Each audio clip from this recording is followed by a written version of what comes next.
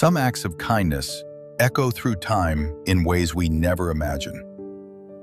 It was autumn in the city, and the sun was setting in ribbons of gold and amber across the cobblestone square.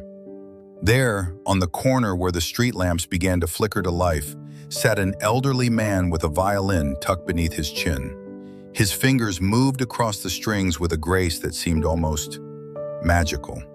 The melody floated through the evening air, weaving between the hurried footsteps of strangers who barely looked his way. His coat was worn, his violin case open at his feet, containing only a few scattered coins. But then, she stopped. A little girl with wide, curious eyes and autumn leaves caught in her hair. She clutched a single quarter in her small hand, the one her mother had given her for a treat. She looked up at the musician, really looked at him, and heard not just his music, but his story. With a shy smile, she dropped that quarter into his case. It clinked softly, but to him, it sounded like applause. The old man looked down at her and nodded, his eyes crinkling with warmth. And in that moment, golden light seemed to dance around them both, like tiny stars celebrating a connection made. Years passed. That little girl grew up, and one evening, she found herself in the grand concert hall downtown. The lights dimmed, the audience hushed, and when the spotlight illuminated the stage, there he was, the same man, the same violin, but now he stood before a full orchestra, dressed in formal attire, his music filling every corner of that magnificent hall.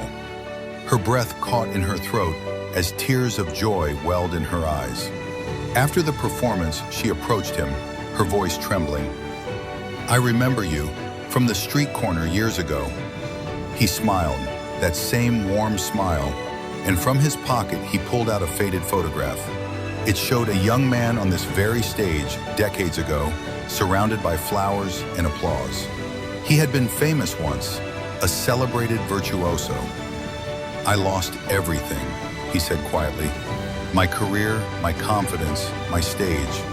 But that autumn evening, a little girl with kind eyes reminded me why I played music in the first place. Not for fame, but for connection, for love, for the pure joy of it." He had worked his way back, one street corner at a time, until he reclaimed his place among the stars. And it all began with a single quarter and a child who chose to see him. Because sometimes the smallest acts of kindness create the most beautiful symphonies.